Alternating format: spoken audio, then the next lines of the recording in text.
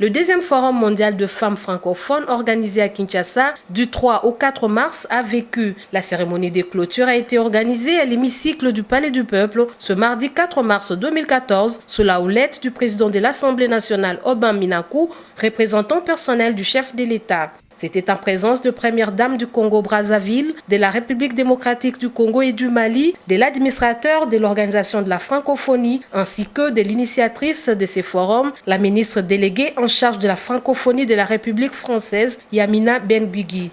Tenu sous les thèmes Femmes actrices de développement, ce rassemblement mondial de femmes a réuni pendant 2 jours plus de 3000 femmes venues de 5 continents. Ces dernières ont discuté de leur point de vue, développé les synergies d'action, noué des relations et conclu des partenariats de travail.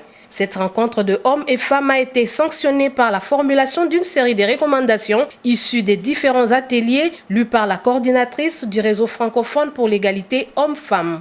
Cette dernière a pris l'engagement de porter ses conclusions de Kinshasa à l'occasion de la prochaine conférence des OING et des OSC de la francophonie prévue en juin 2014 à Dakar afin qu'elle puisse inspirer les recommandations qui seront transmises aux chefs d'État et des gouvernements lors du prochain sommet de la francophonie à Dakar. À en croire la ministre du Genre, de la Famille et de l'Enfant de la République démocratique du Congo, Geneviève Inagosi Kasongo, ce forum a permis aux unes et aux autres de se rapprocher pour constituer une force de proposition et de construire une vision largement partagée sur ce que les femmes peuvent exiger d'elles-mêmes et ce qu'elles peuvent attendre des autres afin d'être de véritables actrices de développement. Geneviève Inagosi Kasongo s'est dit satisfaite de voir le Forum mondial réaliser 3 grands résultats immédiats conformément à ses objectifs initiaux. Le premier, c'est d'avoir mutualisé les expertises et les initiatives susceptibles de promouvoir la prévention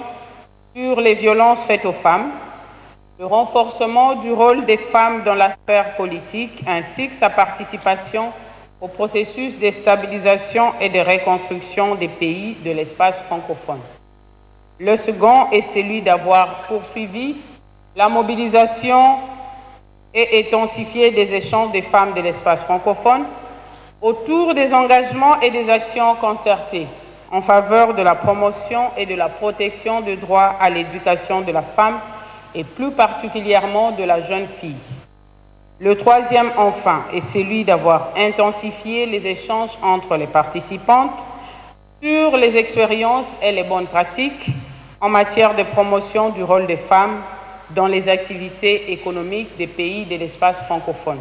Pour l'administrateur de l'OIF, il est de leur responsabilité de redoubler l'effort sur tout l'espace francophone pour que chaque femme et chaque fille puisse non seulement compléter son éducation jusqu'à 16 ans, mais aussi pour qu'elle puisse accéder aux mêmes opportunités que les hommes dans leur vie personnelle et professionnelle. La francophonie se mobilisera et plaidera à New York pour faire de l'égalité entre femmes et hommes une priorité du nouveau programme de développement des Nations Unies pour l'année 2015. Pour la ministre déléguée en charge de la francophonie de la République française, Yamina Ben-Guigui, ce forum mondial doit permettre aux femmes de participer au développement démocratique et économique de tout l'espace francophone et de l'Afrique en particulier.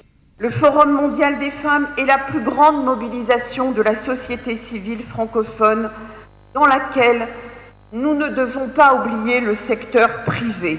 Les femmes participent à la fabrication de la richesse dans toutes les sociétés. Elles doivent donc aussi participer à l'élaboration des règles du marché pour être certaines qu'on ne leur confie pas seulement les cordons de la bourse et du ménage. Mesdames et messieurs, dans un proche avenir, ce seront les hommes qui devront murmurer à l'oreille des femmes qui décideront de l'avenir de l'espace francophone.